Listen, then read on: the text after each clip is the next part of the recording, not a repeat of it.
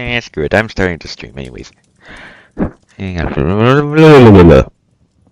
Hello, people! It is me, the KylomaskGamer, and today I will be reading Part 2, Chapter 5 and Chapter 6. Let me just... Yeah, so, I don't have much to share right now, so... Yeah, let us continue! Chapter 5, Slime Head Vanished! Okay, that's what I wanted to share. So basically, we were doing, review on, the book and stuff. And basically, the special guest told me that in chapter 5, Syme would die. So Syme has died.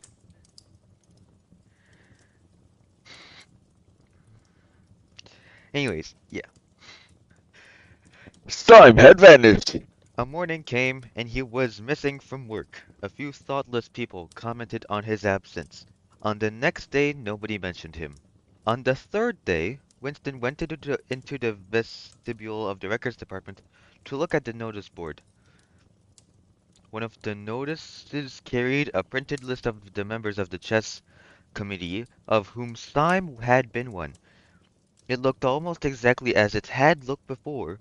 Nothing had been crossed out, but it was one name shorter. It was enough. Syme has ceased to exist. He has never existed. The weather was baking hot. In the in the labyrinthine ministry, the windowless air-conditioned rooms kept their normal temperature, but outside the pavement surged one's feet, and the stench of tubes at the rush hours was a horror. The preparations for Hate Week were in full swing, and the staffs of all the ministries were working overtime. Processions, meetings, military parades, lectures, waxworks, displays, film shows, telescreen programs all had to be organized. Stands had to be erected.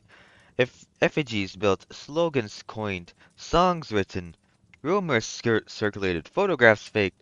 Julia's unit in the fiction department had been taking off the production of novels and was rushing out a series of atrocity pamphlets. Winston, in addition to his regular work, spent long periods every day in going through back files of the Times and altering and embellishing news items which were to be quoted in speeches. Late at night, when crowds of rowdy proles roamed the streets, the town had a curiously febrile air. The rocket bombs crashed oftener than ever, and sometimes in the far distance there were enormous explosions which no one could explain, and about which there were wild rumors.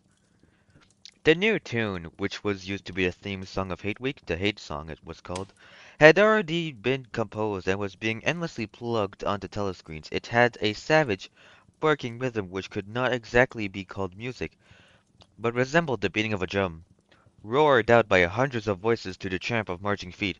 It was terrifying. The proles had taken a fancy to it, and in the midnight streets it competed with the still popular It Was Only a Hopeless Fancy. The parson's children played it at all hours of the night and day, unbearably on a comb and a piece of toilet paper. Winston's evenings were fuller than ever. Squads of volunteers, organized by parsons, were preparing the street for Hate Week, stitching banners, painting posters, erecting flagstaffs on the roofs, and perilously slinging wires across the street for the reception of streamers. Parsons boasted that Victory Mansions alone would display 400 meters of bunting. He was in his native element and as happy as a lark. The heat and the manual work had even given him a pretext for reverting to shorts and an open shirt in the evenings. He was everywhere at once, pushing, pulling, sawing, hammering, improvising, jollying everyone along with comradely exhortations, and giving out from every fold of his body what seemed an inexhaustible supply of acrid-smelling sweat. A new poster had suddenly appeared all over London. It had no caption, and represented simply the monstrous figure of a Eurasian leader, 3 or 4 meters high. striding forward with expressionless Mongolian face and enormous boots, a submachine gun pointed from his hip. From whatever angle you looked at his poster, the muzzle of the gun, magnified by the foreshortening, seemed to be pointed straight at you. The thing had been plastered on every blank space on every wall, even outnumbering the portraits of Big Brother. The proles, normally apathetic about the war, were being lashed into one of their periodical frenzies of patriotism. As though to harmonize with the general mood, the rocket bombs had been killing larger numbers of people than usual. One fell on a crowded film theater in Stepney, burying several hundred victims among the ruins. The whole population of the neighborhood turned out for a long, trailing funeral, which went on for hours and was in effect an indignation meeting. Another bomb fell on a piece of waste ground, which was used as a playground, and several dozen children were blown into pieces. There were further angry demonstrations. Goldstein was burned in effigy. Hundreds of copies of the poster of the Eurasian soldier were torn down and added to the flames, and a number of shops were looted in the turmoil. Then a rumor flew that the spies were directing the rocket bombs by means of wireless waves, and an old couple who were suspected of being of foreign extraction had their house set on fire and perished of suffocation. In the room after Mr. Charrington's shop, where they could get there, Julia and Winston lay side by side on a stripped bed under the open window. God damn it, another bad word. Yeah, the rat had never came back, but the bugs had multiplied hideously in the heat. It did not seem to matter, dirty or clean, the room was paradise. As soon as they arrived, they would sprinkle everything with pepper bought on the black market, tear off their clothes, and make love with uh, then fell asleep and waked to find that the bugs had rallied and were massing for the counterattack. 4, 5, 7, 6 times they met during the month of June. Winston had dropped his habit of drinking gin at all hours. He seemed to have lost the need for it. He had grown fatter. His varicose ulcer had subsided, leaving only a brown stain of the skin above his ankle. His fits of coughing in the early morning had stopped. The process of life had ceased to be intolerable. He had no longer any impulses to make faces at the telescreen or shout curses at the top of his voice. Now that they had a secure hiding place, almost at a home, it did not even seem a hardship that they could only meet infrequently and for a couple of hours at a time. What mattered was that the room over the junk shop should exist. To know that it was there, inviolate, was almost the same as being in it. The room was a world, a pocket of the past where extinct animals could walk. Mr. Charrington, thought Winston, was another extinct animal. He usually stopped to talk with Mr. Charrington for a few minutes on his way upstairs. The old man seemed seldom or never to go out of doors, and on the other hand to have almost no customers. He led a ghost-like experience between the tiny, dark shop and an even tinier back kitchen, where he prepared his meals and which contained, among other things, an unbelievably ancient gramophone with an enormous horn. He seemed glad of the opportunity to talk. Wandering about among his worthless stock, with his long nose and thick spectacles and his bowed shoulders in the velvet jacket, he had always vaguely the air of being a collector rather than a tradesman. With a sort of faded enthusiasm he would finger this scrap of rubbish or that a china bottle stopper, the painted lid of a broken snuff box, a pinchbeck locket containing a strand of some long dead baby's hair, never asking that Winston should buy it, merely that he should admire it. To talk to him was like listening to the tinkling of a worn-out musical box. He had dragged out from the corners of his memory some more fragments of forgotten rhymes. There was one about 4 and 20 blackbirds, and another about a cow with a crumpled horn, and another about the death of poor Cock Robin. It just occurred to me you might be interested, he would say with a deprecating little laugh whenever he produced a new fragment, but he could never recall more than few lines of any one rhyme. Both of them knew, in a way, it was never out of their minds that what was now happening could not last long. There were times where the fact of impending death seemed as palpable as the bed they lay on, and they would cling together with a sort of despairing sensuality, like the damned soul grasping at his last morsel of pleasure when the clock is within 5 minutes of striking. But there were also times when they had the illusion not only of safety but of permanence. So long as they were actually in this room, they both felt no harm could come to them. Getting there was difficult and dangerous, but the room itself was sanctuary. It was as Winston had gazed into the heart of the paperweight, with the feeling that it would be possible to get inside that glassy world, and that once inside it time time could be arrested. Often they gave themselves up to daydreams of escape. Their luck would hold infinitely, and they would carry their intrigue, just like this, for the remainder of their natural lives. Or Catherine would die, and by subtle maneuverings, Winston and Julia would succeed in getting married. Or they would commit suicide together. Or they would disappear, alter themselves out of recognition, learn to speak with proletarian accents, get jobs in a factory, and live out their lives undetected in the backstreet. It was all nonsense, as they both knew. In reality, there was no escape. Even the one plan that was predictable. Well, practicable. Soup on the side. They had no intention of carrying out.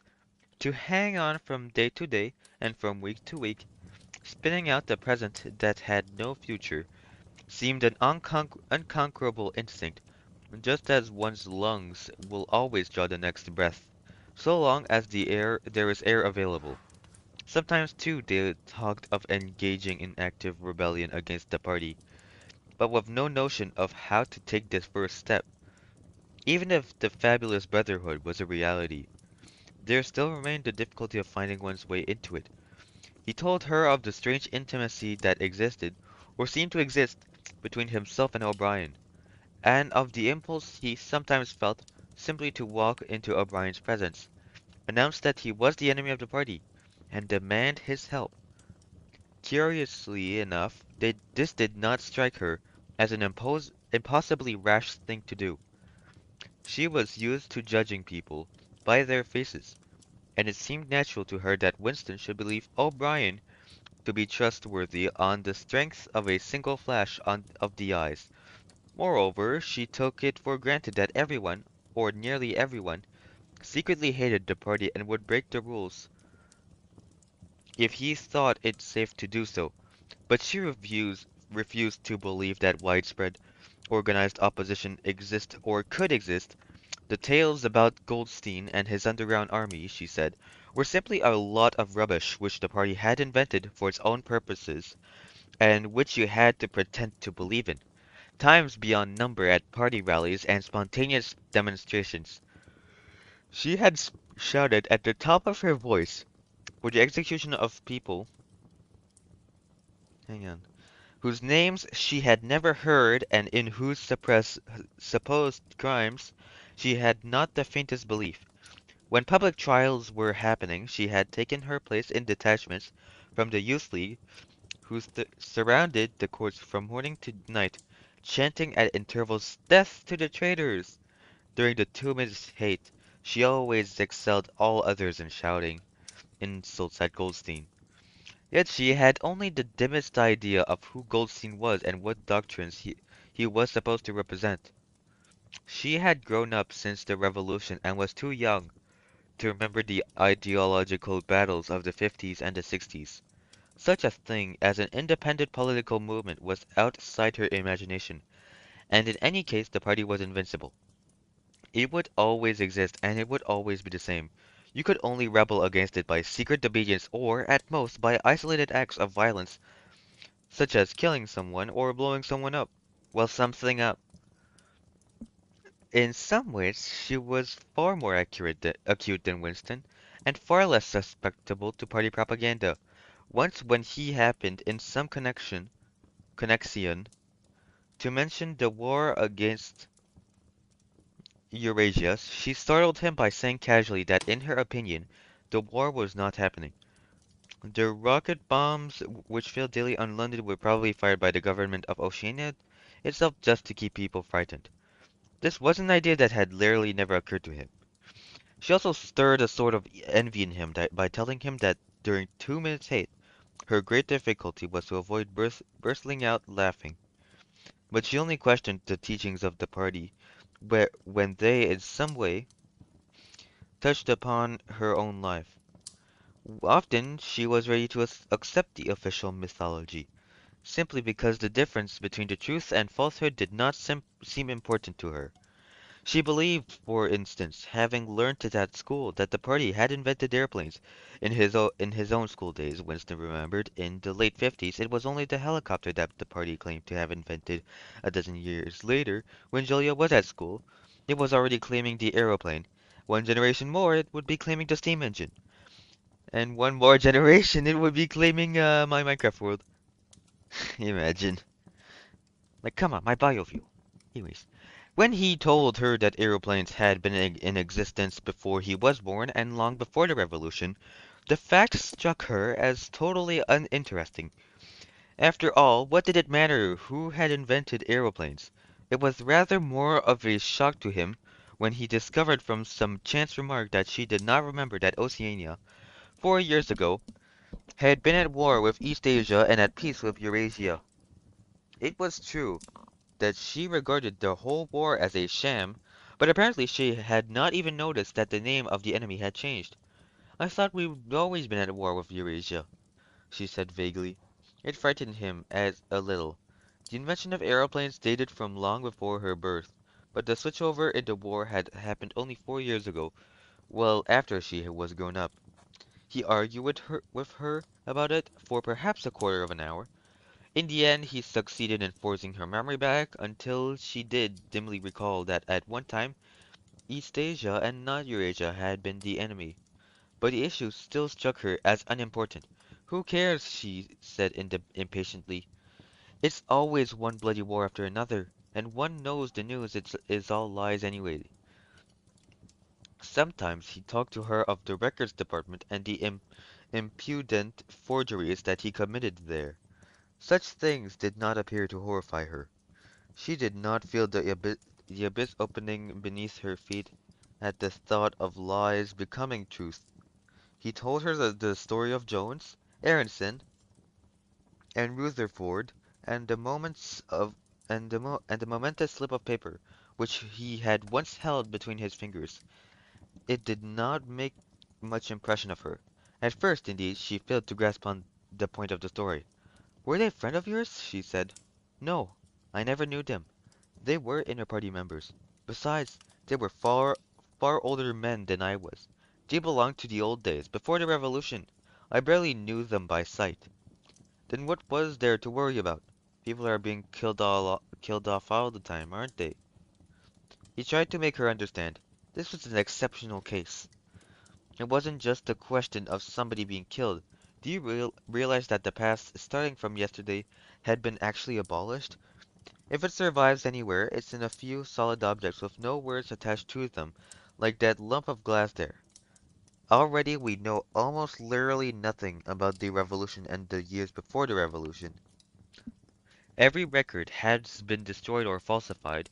Every book has been rewritten. Every picture has been repainted. Every statue and street and building has been renamed. Every date has been altered.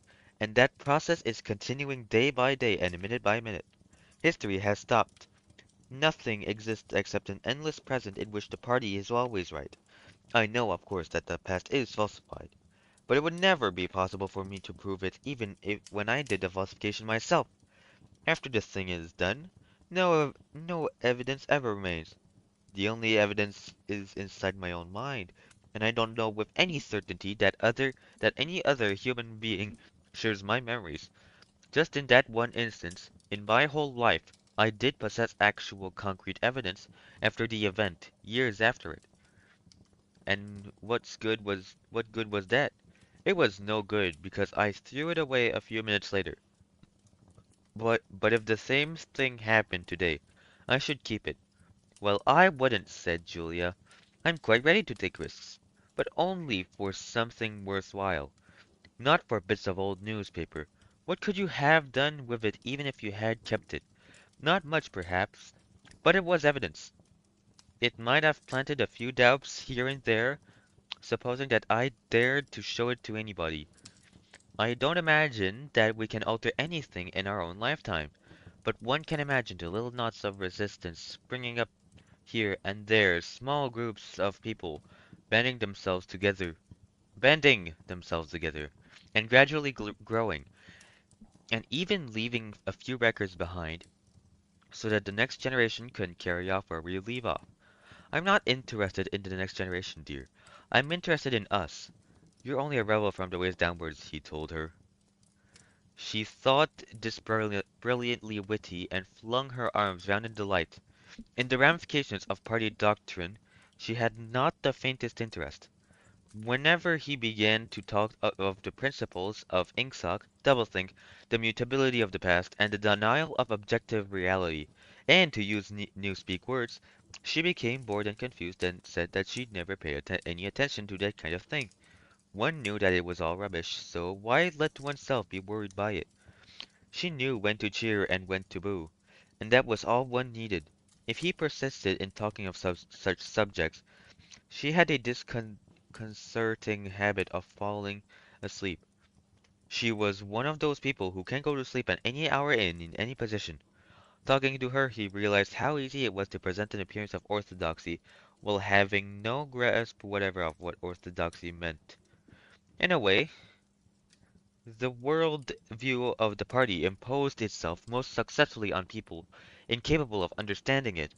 They could be made to accept the most flagrant violations of reality, because they never fully grasped the enormity of what was demanded of them, and were not sufficiently interested in public events to notice what was happening. By a lack of understanding, they remained sane. They simply swallowed everything, and what they swallowed did them no harm, because it left no residue behind, just as a grain of corn will pass undigested through the body of a bird. And guess what? We finished chapter 5. Not only that, but we reached the halfway point. Yay, little flaggy. Yippee! You little flaggy says we're at the halfway point. Now I will shrink the little flaggy in here to remind us that we are halfway in the story and we'll have major spoilers for more.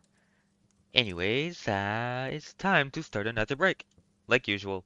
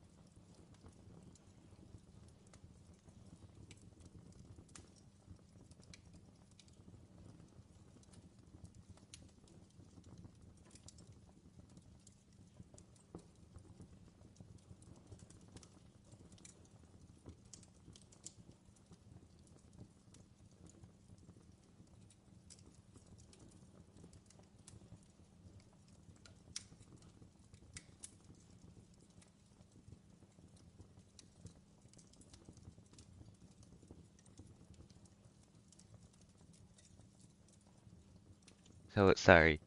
Anyway, so I just want to say, so the board, I'll change it a little bit because somehow the book, chapter 6 is like it's like 6 minutes long. So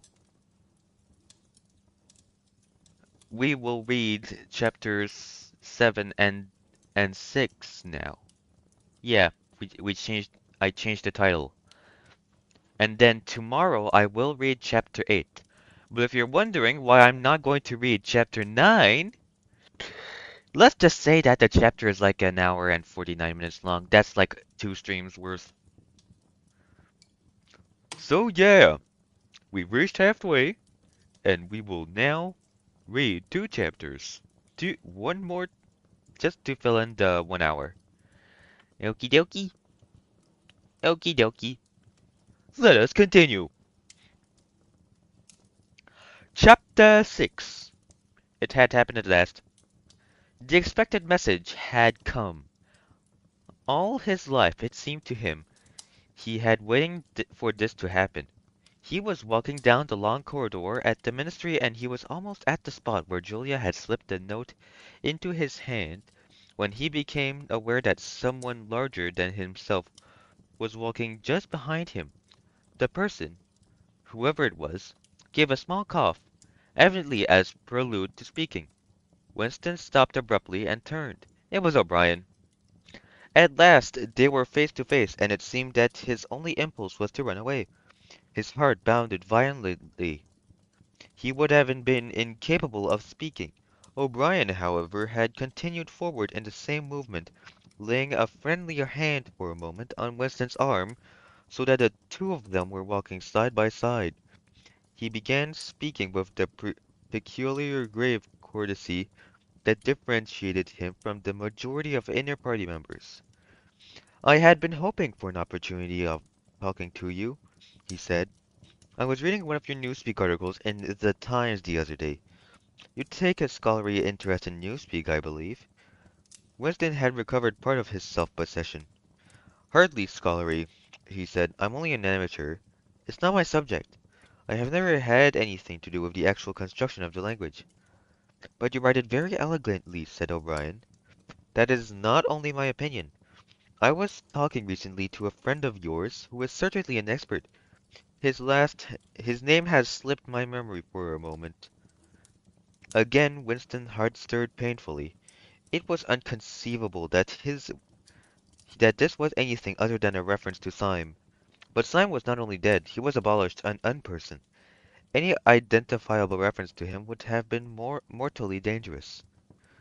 O'Brien's remark must obviously have been intended as a signal, a code word. By sharing a small act of thought crime, he had turned the two of them into accomplices.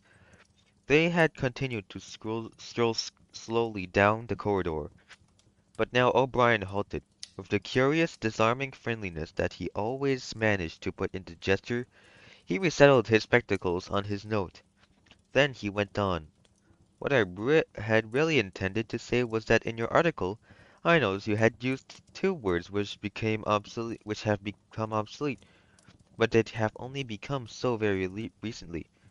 Have you seen the 10th edition of the Newspeak Dictionary?"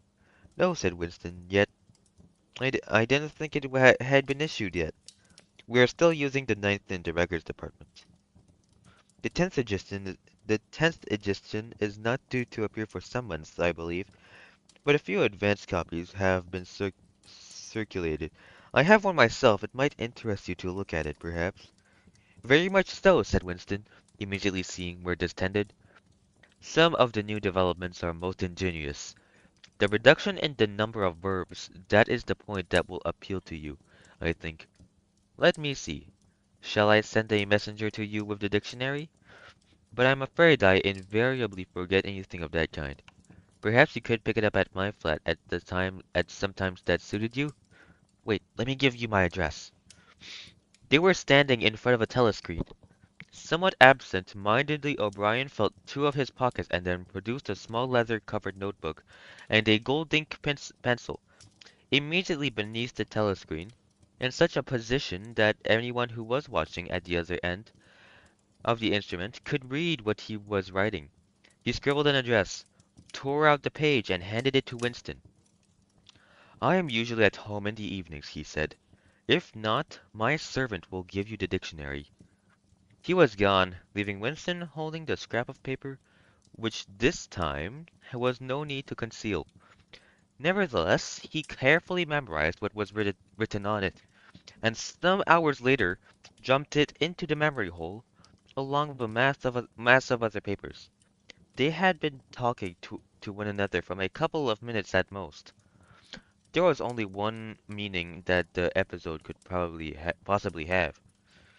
It had been contrived as a way of letting Winston know O'Brien's address. This was necessary because except by direct inquiry, it was never possible to discover where anyone lived. There were no directories of any kind. If you ever wanted to see me, this is where I can be found. What was O'Brien had been saying to him. Perhaps there would even have be a message concealed somewhere in the dictionary. But at any rate, one thing was certain. The conspiracy that he had dreamed of did exist, and he had reached the outer edges of it. He knew that sooner or later he would obey O'Brien's summons. Perhaps tomorrow, perhaps after a long delay, he was not certain. What was happening was only the working out of a process that had started years ago.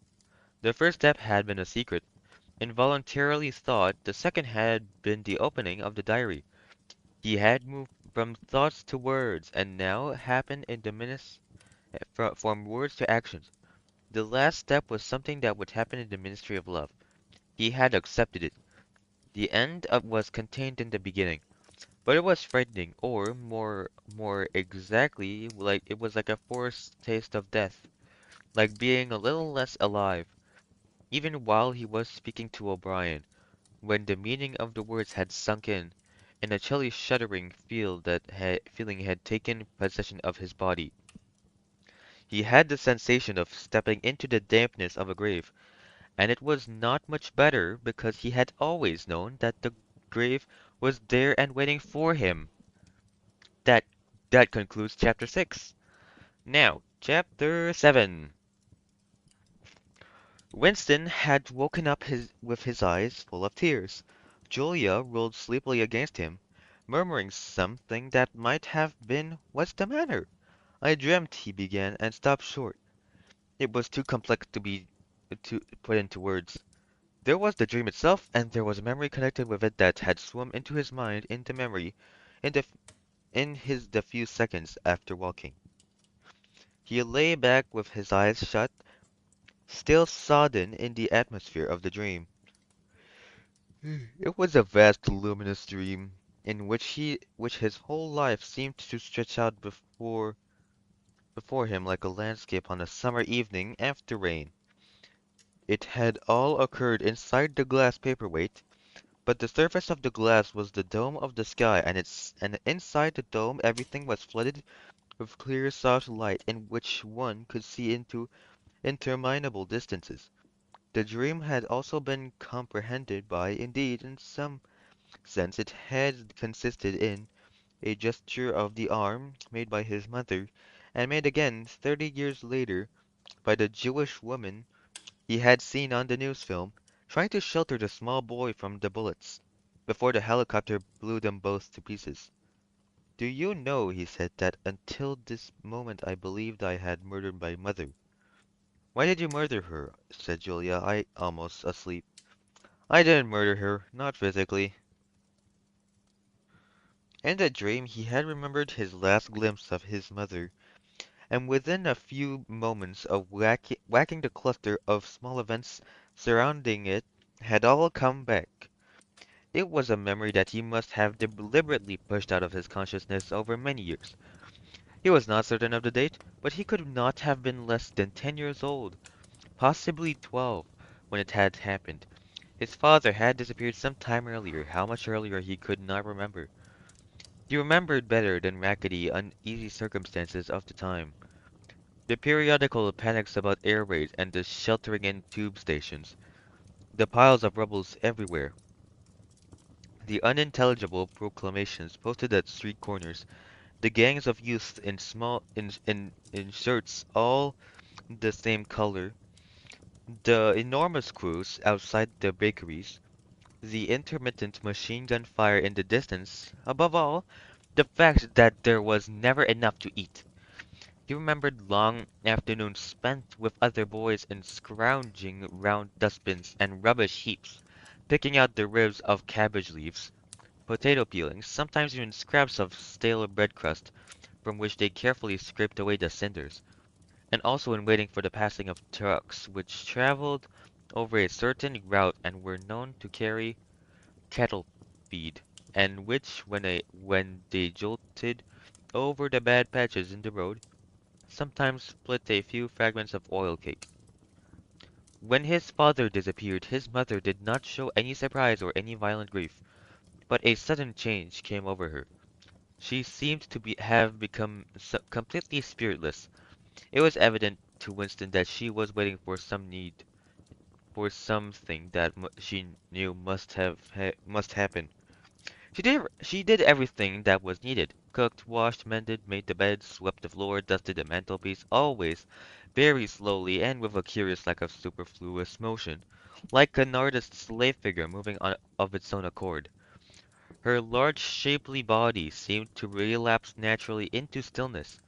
For hours at a time she would sit almost immobile on the bed, nursing his young sister, a tiny, ailing, very silent child of 2 or 3, with a face made simian by thinness.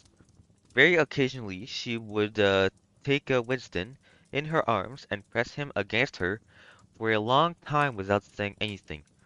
He was aware, in spite of his youthfulness and selfishness, that this was somehow connected with the never-mentioned thing that was about to happen. He remembered the room where they lived, a dark, close-smelling room that seemed half filled by a bed with a white counterpane. There was a gas ring in the fender, and a shelf where the food was kept, and on the landing outside there was a brown earthenware sink common to several rooms. He remembered his mother's statuesque body bending over the gas ring to stir at something in a saucepan. Above all he remembered his continuous hunger, and the fierce, sordid battles at mealtimes. He would ask his mother naggingly over and over again why there was not more food. He would shout and storm at her if he even remembered the tones of his voice, which was beginning to break prematurely and sometimes boomed in a peculiar way. Or he would attempt a sniveling note of pathos in his efforts to get more than his share. His mother was quite ready to give him more than his share. She took it for granted that he, the boy, should have the biggest portion, but however much she gave him, he invariably demanded more. At every meal, she would beseech him not to be selfish, and to remember that his little sister was sick and also needed food, but it was no use. He would cry with rage, and when she stopped ladling, he would try to wrench the saucepan and spoon out of her hands. He would grab bits from his sister's plate. He knew that he was starving the other two, but he could not help it. He even felt that he had a right to do it. The clamorous hunger in his belly seemed to justify him. Between meals, if his mother did not stand guard, he was constantly pilfering at the wretched store of food on the shelf. One day, a chocolate ration was issued. There had been no such issued for weeks or months past. He remembered quite clearly that precious little morsel of chocolate. It was a 2-ounce slab (they still talked about ounces in those days) between the three of them. It was obvious that it ought to be divided into 3 equal parts. Suddenly, as though he was listening to somebody else, Winston heard himself demanding in a loud booming voice that he should be given the whole piece. His mother told him not to be greedy. There was a long, nagging argument that went round and round, with shouts, whines, tears, remonstrances, bargainings. His tiny sister, clinging to her mother with both hands, exactly like a baby monkey, sat looking over her shoulder at him with large, mournful eyes. In the end, his mother broke off 3/4 of the chocolate and gave it to Winston. giving the other quarter to his sister. The little girl took hold of it and looked at it dully, perhaps not knowing what it was. Winston stood watching her for a moment. Then, with a sudden swift spring, he had snatched the piece of chocolate out of her sister's hand and was fleeing through the door. "Winston! Winston!" his mother called after him. "Come back! Give your sister back her chocolate!" He stopped, but he did not come back. His mother's anxious eyes were fixed on his face. Even now he was thinking about the thing. He did not know what it was that was on the point of happening. His sister, conscious of having been robbed of something, had set up a feeble wail. His mother drew her arms round the child and pressed its face against her breast. Something in the gesture told him that his sister was dying. He turned and fled down the stairs, with the chocolate growing sticky in his hand. He never saw his mother again, and after he had devoured the chocolate he felt somewhat ashamed of himself and hung about in the streets for several hours until hunger drove him home. When he came back, his mother had disappeared. This was already becoming normal at the time. Nothing was gone from the room except his mother and his sister. They had not taken any clothes, not even his mother's overcoat. To this day, he did not know with any certainty that his mother was dead. It was perfectly possible that she had merely been sent to a forced labor camp. As for her sister, she might have been removed, like Winston himself, to one of the colonies for homeless children, reclamation centers they were called, which had grown up as a result of the Civil War, or she might have been sent to the labor camp along with his mother, or simply left somewhere or other to die. The dream was still vivid in his mind, especially the enveloping, protecting gesture of the arm in which its whole meaning seemed to be contained. His mind went back to another dream of 2 months ago. Exactly as his mother had sat on the dingy white quilted bed, with the child clinging to her, so she had sat in the sunken ship, far underneath him and drowning deeper every minute, but still looking up at him through the darkening water. He told Julia that the story of his mother's disappearance. Without opening her eyes, she rolled over and settled herself into a more comfortable position. "I expect you were a beastly little swine in those days," she said indistinctly. "All children are swine." "Yes, but the real point of the story—" From her breathing, it was evident that she was going off to sleep again. He would have liked to continue talking about his mother. He did not suppose, from what he could remember of her, that she had been an unusual woman, still less an intelligent one, and yet she had possessed a kind of nobility, a kind of purity, simply because the standards that she obeyed were private ones. Her feelings were her own, and could not be altered from outside. It would not have occurred to her that an action which is ineffectual thereby becomes meaningless. If you loved someone, you loved him, and when you had nothing else to give, you still gave him love. When the last of the chocolate was gone, his mother had clasped the child in her arms. It was no use. It changed nothing. It did not produce more chocolate. It did not avert the child's death or her own. But it seemed natural to her to do it. The refugee woman in the boat had also covered the little boy with her arm, which was no more use against the bullets than a sheet of paper. The terrible thing that the party had done was to persuade you that mere impulses, mere feelings were of no account, while at the same time robbing you of all power over the material world. When once you were in the grip of the party, what you felt or did not feel, what you did or refrained from doing, made literally no difference. Whatever happened, you vanished, and neither you nor your actions were ever heard of again. You were lifted clean out of the stream of history. And yet to the people of only 2 generations ago, this would not have seemed all important, because they were not attempting to alter history. They were governed by private loyalties which they did not question. What mattered were individual relationships, and a completely helpless gesture, an embrace, a tear, a word spoken to a dying man, could have value in itself. The pearls, it suddenly occurred to him, had remained in this condition. They were not loyal to a party or a country or an idea. They were loyal to one another.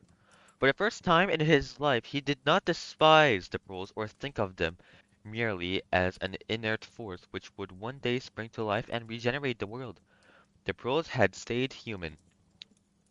They had not become hardened inside.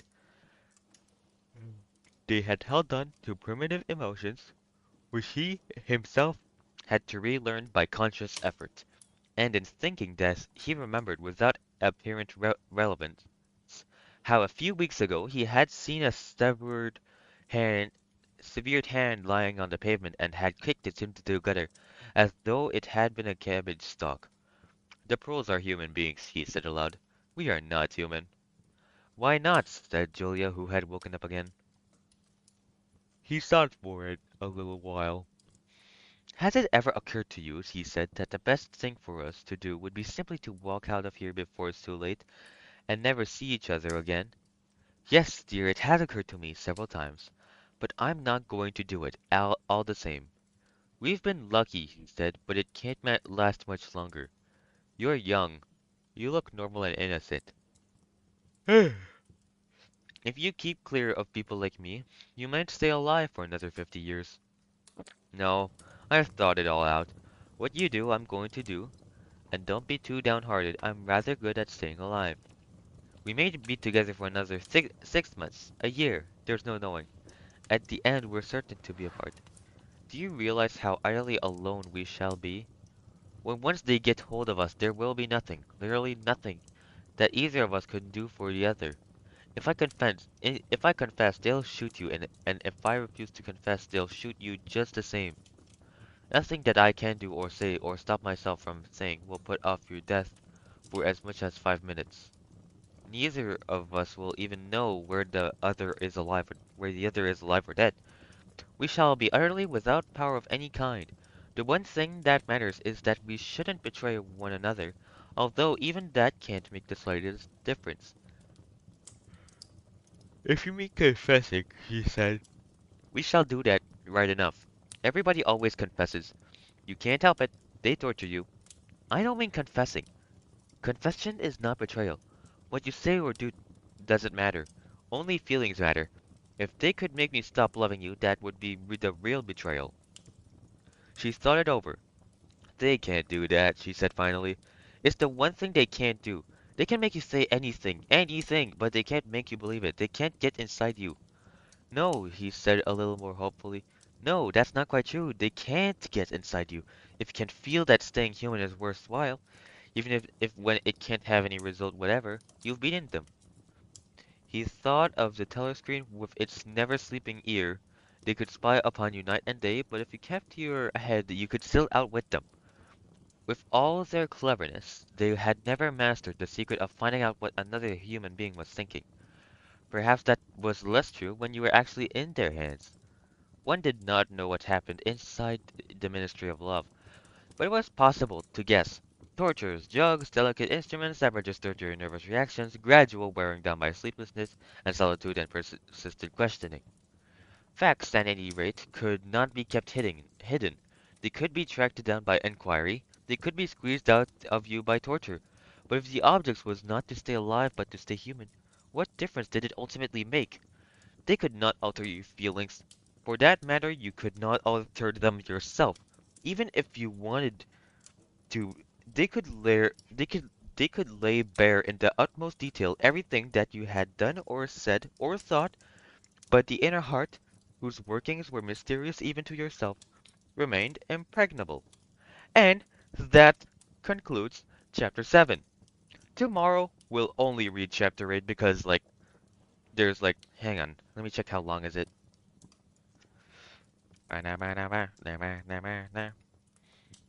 27 minutes, so basically half a stream. And no, so yeah, so tomorrow short stream. The day after full stream, and then the day after that another full stream. Because chapter 9 is gonna be like 2 streams worth of reading. Anyways, that shall conclude the stream for tonight. And I'll see ya next time on KylomaskGamer Reads 1984. Gee, I sure wonder what the little text on the bottom right of every single thumbnail says.